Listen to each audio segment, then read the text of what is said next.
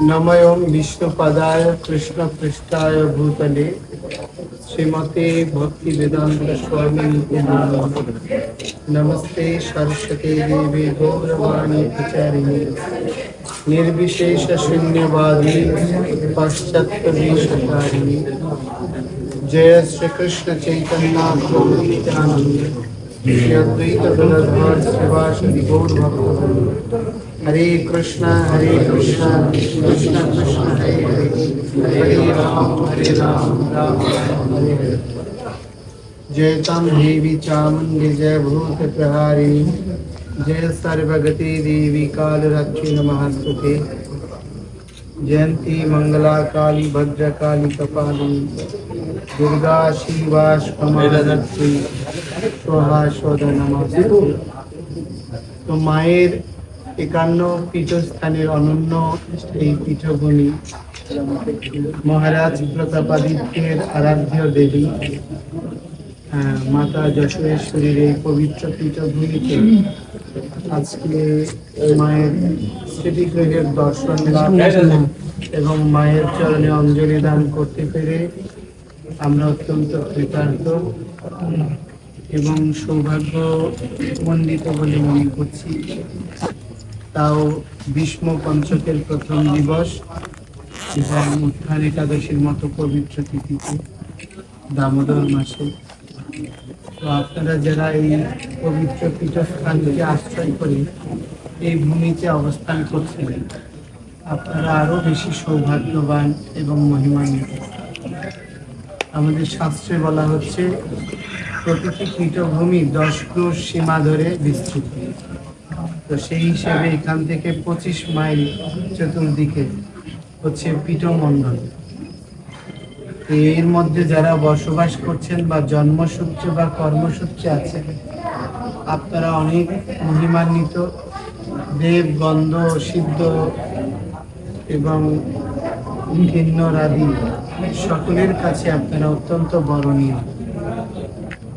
তো যে যত বড় মহান হয় তার দায়িত্ববোধ এবং কর্তব্যবোধ তত বেশি আপনার গুরুত্বপূর্ণ হয়ে ওঠে।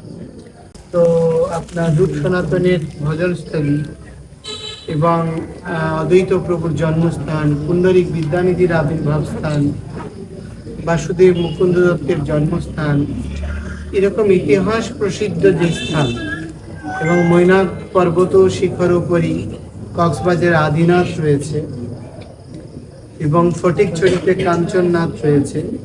এই অধিকাংশ তীর্থস্থানগুলো অত্যন্ত অবহেলিত কয়েকটা ছাড়া, যেমন আমাদের পুণ্ডরিক ধাম, পাটবাড়ি, এগুলো ছাড়া অধিকাংশ মহাপ্রভু লীলাস্থলগুলো অরক্ষিত এবং আপনার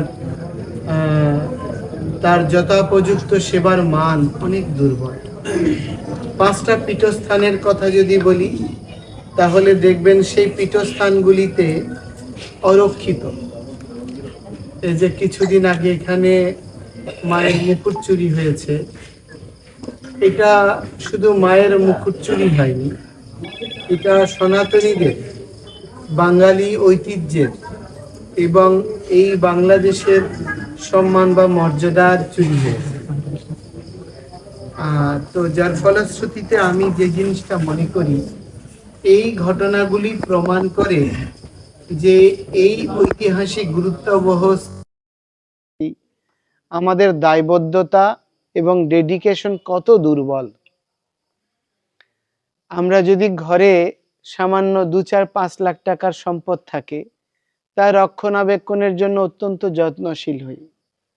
বাংলাদেশে যত সাম্প্রদায়িক নিপীড়নে বিভিন্ন মঠ মন্দির ক্ষতিগ্রস্ত হয়েছে দেখবেন সেই সময় যারা ধনশালী মধ্যবিত্তরা রয়েছে সবাই তাদের সম্পদগুলো সুরক্ষার জন্য বেশি যত্নবান হয়।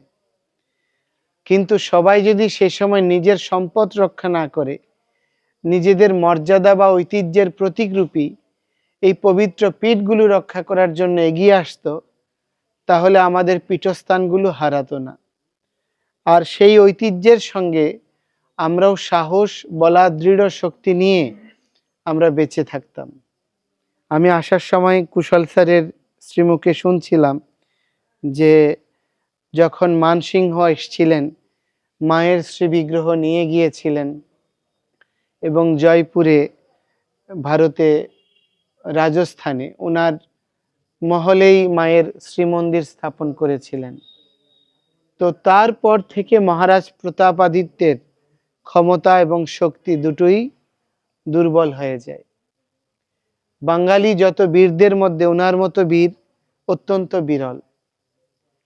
তো যদি মায়ের পীঠ এবং তার শ্রীবিগ্রহকে রক্ষা করা যেত, তাহলে হয়তো ইতিহাসটা অন্যভাবেও রচিত হতো। তো ঠিক সেই রকম প্রতিটি ঘরে আমরা 4-5 ভাই, 3 ভাই, 2 ভাই এরকম পরিবার রয়েছে। যতক্ষণ পিতামাতা থাকে ততক্ষণ পরিবারের সমস্ত অক্ষ শক্তিগুলো একত্রিত থাকে, ভাই বোনেরা একত্রিত থাকে। যখন বাবা মা হারিয়ে যায় তখন ক্ষুদ্র ক্ষুদ্র পরিবারের জন্ম হয় আর মূল উদ্দেশ্য থেকে আমরা বিচ্যুত হয়ে যাই। তো সেই রকম এই মাতৃপীঠগুলো আমাদের ঐতিহ্যের তীর্থস্থানসমূহ আমাদের সংরক্ষণের ছত্রস্বরূপ। মাথার উপর যদি ছাতা না থাকে, ঝড় বৃষ্টি রোদ আমাদেরকে কি করবে? সহসাই কাবু করবে। তো সেজন্য আমি আপনাদের সবাইকে অনুরোধ করব, আপনারা সবাই সাতক্ষীরায় বিভিন্ন জায়গায় আছেন, এই মাতৃপীঠকে আধারিত করে তার আশেপাশে আপনারা পল্লী গড়ে তোলেন, সুরক্ষা বেষ্টনী গড়ে তোলেন এবং এখানে একটা নগরায়নের জন্মদান করেন। তাহলে এই মাতৃপীঠের সেবা পূজার মান সুরক্ষিত থাকবে এবং সকলের অংশগ্রহণে এই পীঠভূমি পুনরায় তার স্বীয় মহিমায় জাগরিত হবে। বলতে পারেন, মায়ের পীঠ কি এখন জাগরিত নয়? এই পবিত্র পীঠস্থান নিত্য শাশ্বত, এর মহিমা কখনো ম্লান হয় না, এটি কখনো নির্জীব হয় না। আমার পরমারাধ্য গুরুদেব শ্রীল জয়পতাকা স্বামী গুরু মহারাজ বলেছিলেন, ধাম দুভাবে রয়েছে, একটি হচ্ছে ভৌতিক আবরণের দ্বারা, আর একটি হচ্ছে তার চিন্ময় আবরণের দ্বারা। স্বামী বিবেকানন্দজি বলেছিলেন, বহুরূপে সম্মুখে তুমি কোথায় খুঁজিছ ঈশ্বর, জীব প্রেম করে যেইজন সেইজন সেবিছে ঈশ্বর। এই বাণীটি আপনারা সবাই জানেন। তিনি আবার বলেছিলেন, মূর্তি পূজা করে না কো হিন্দু, কাঠমাটি দিয়ে গড়া, মৃন্ময় মাঝে চিন্ময় হেরে হয়ে যায় আত্মহারা। তো মা যদি চিন্ময় শক্তি হন, তাহলে প্রশ্ন আসে, তিনি যদি জাগ্রত হন, তাহলে তার মাথার মুকুট চুরি করার সাহস কে করতে পারে? তাহলে এই প্রশ্ন উৎপন্ন হওয়ার সঙ্গে সঙ্গেই মায়ের চিন্ময়ত্বকে আপনি অস্বীকার করছেন। তো মা হচ্ছে করাল বদনা, সর্বগ্রাসী, তিনি শত্রু সংহারিণী, মহিষাসুর মর্দিনী, চণ্ড মুন্ড আদি অসুরকে বিনাশকারিণী। ঠিক তেমনি তিনি করুণাময়ী, তিনি মহাপ্রসবিনী। এই জন্য নিজে বস্ত্রটিও পরিধান করার সুযোগ পান না। এই জন্য সন্তানের প্রতি তিনি সকরুণ।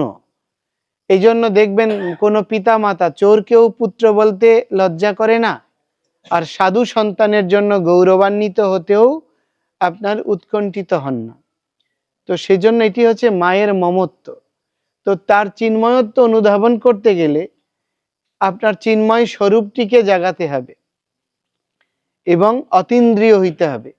রূপ গোস্বামীপাদ বলছেন, অথ শ্রীকৃষ্ণ নাম আদি না ভবেদ গ্রাহ্যম ইন্দ্রিয়ই, সেবান মুখ হি জিব্বাদৌ স্বয়মেব স্ফুরত্যাদ। ভগবান, ভগবত তত্ত্ব, ভগবানের নাম, এগুলো হচ্ছে অপ্রাকৃত।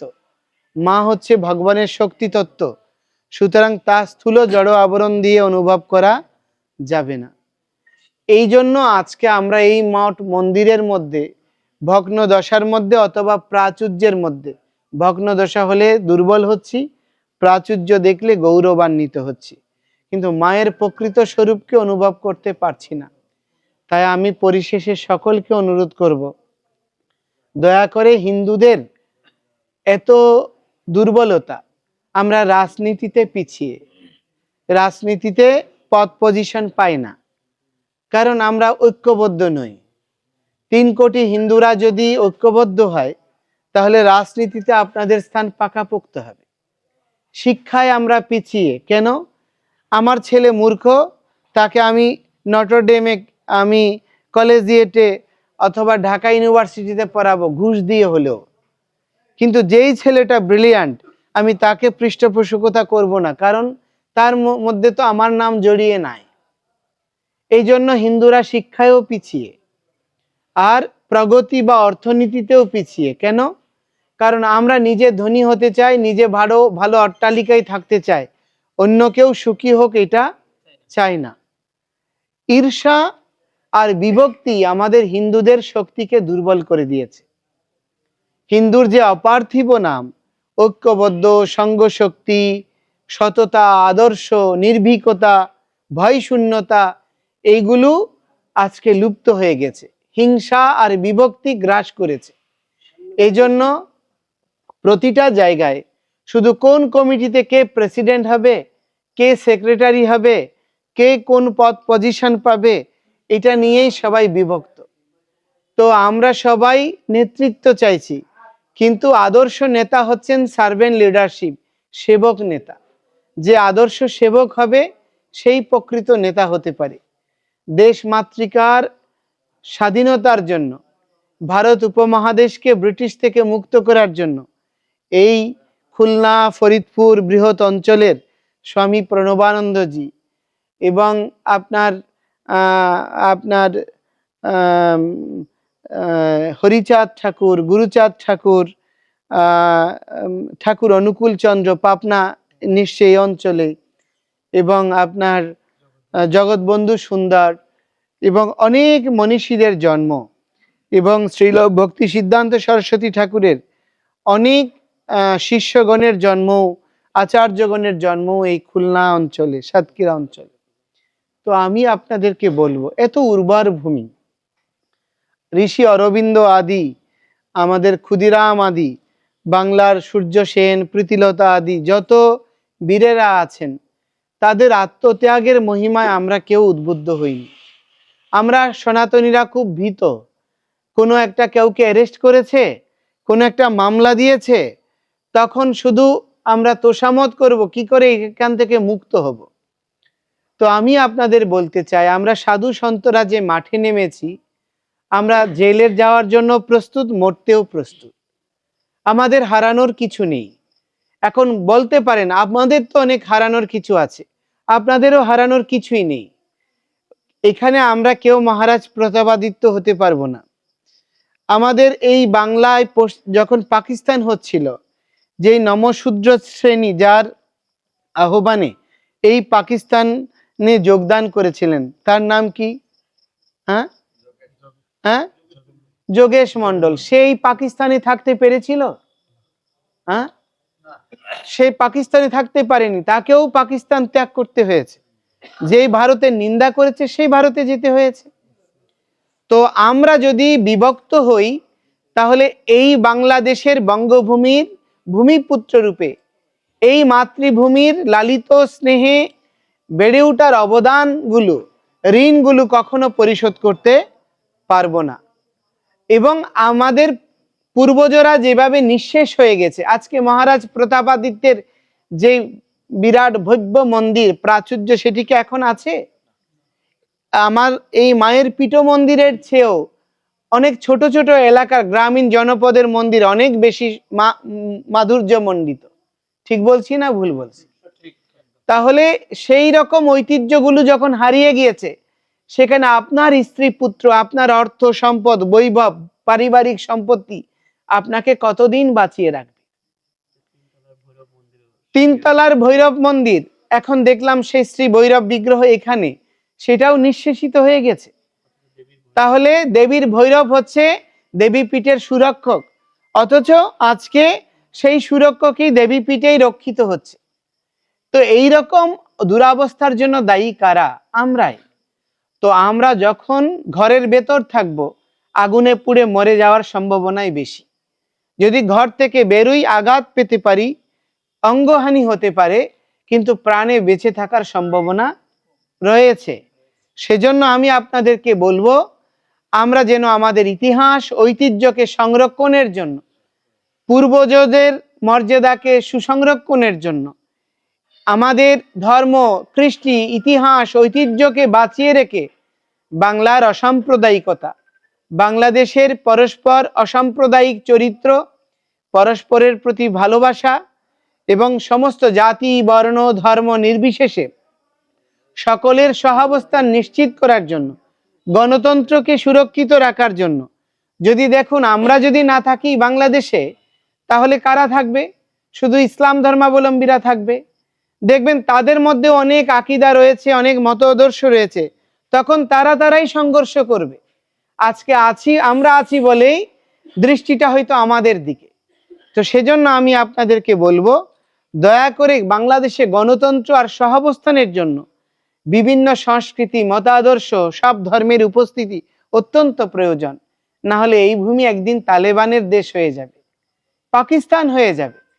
অত্যন্ত লজ্জাস্কর বিষয়, পাকিস্তানের মতো দেশ, যে দেশ থেকে আমরা স্বাধীনতা নিয়েছি, সেই দেশেই সংখ্যালঘু মন্ত্রণালয় রয়েছে, সংখ্যালঘু কমিশন রয়েছে, সংরক্ষিত আসন রয়েছে, কিন্তু দুর্ভাগ্য আমরা এত স্বাধীনতা পেয়েছি যে আমরা এখন সেগুলো কিছুই পাইনি।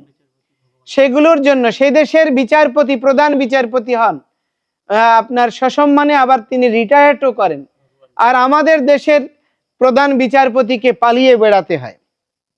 এই রকম একটি দেশে আমরা যদি সবাই সোচ্চার না হই, আপনারা হয়তো পিঠ বাঁচাতে পারবেন, আপনাদের পুত্র আর প্রজন্মরা কেউ এখানে বেঁচে থাকতে পারবেন। তো সেজন্য আপনাদের সবাইকে অনুরোধ করব, পরবর্তী প্রজন্মের জন্য, পিতা মাতার জন্ম কেন? পুত্রদের সুখ আর সমৃদ্ধি দেখার জন্য। সেজন্য আপনারা সকলেই নিজেদের জীবনটা আমাদের সনাতনীদের ঐক্যবদ্ধ করার জন্য, এই পবিত্র পীঠগুলো সংরক্ষণের জন্য এগিয়ে আসুন।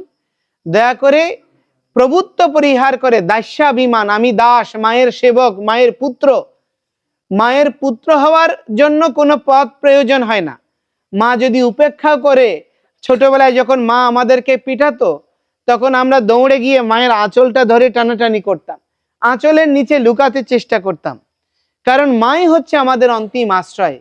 মা যশোরেশ্বরী আপনাদের সকলকে আশ্রয় দান করবেন, এই প্রার্থনা জানাচ্ছি মায়ের কাছে। এবং অনুরোধ করব, আমাদের কুশল স্যার এসছেন, প্রসেনজিৎরা আসছেন, অনেক দিন ধরে চেষ্টা করছেন, আপনারা সবাই সুসংঘবদ্ধ হয়ে, এই পীঠভূমি একটা ঐতিহ্যের স্মারক, এখানে একটা অভিভাবক মণ্ডল দরকার। এখানে আমাদের রামকৃষ্ণ মিশন রয়েছে, ভারত সেবাশ্রম রয়েছে, ইসকন রয়েছে, আমাদের হরিচাঁদ ঠাকুর, গুরুচাঁদ ঠাকুর রয়েছে, মতুয়ারা রয়েছেন, সব সম্প্রদায়ের বড় বড় যারা আচার্যরা আছেন, তাদেরকে একটা উপদেষ্টা মণ্ডলী করে তাদের অ্যাডভাইস নিয়ে আমরা যদি সাধু সন্ত সিদ্ধ পুরুষদের পদাঙ্ক অনুসরণ করি, আমাদের জয় অনিবার্য। আর আমরা যদি শুধু নিজের আকাঙ্ক্ষা প্রতিষ্ঠা করার জন্য কাজ করি, তাহলে আমাদের ক্ষয় কেউ রোধ করতে পারবে না। সেজন্য সকলকে ঐক্যবদ্ধ হওয়ার আহ্বান জানিয়ে, আপনারা এত রাত্রি অবধি সহযোগ দিয়েছেন, তো আপনারা মায়ের দর্শন লাভের সুযোগ করে দিয়েছেন, এই জন্য ঋণ শোধযোগ্য নয়। ভবিষ্যতে হয়তো আবার মায়ের এই পীঠভূমি দর্শনের সৌভাগ্য সুখ লাভ করব, এই প্রার্থনা জানিয়ে শেষ করছি। সবাইকে ধন্যবাদ।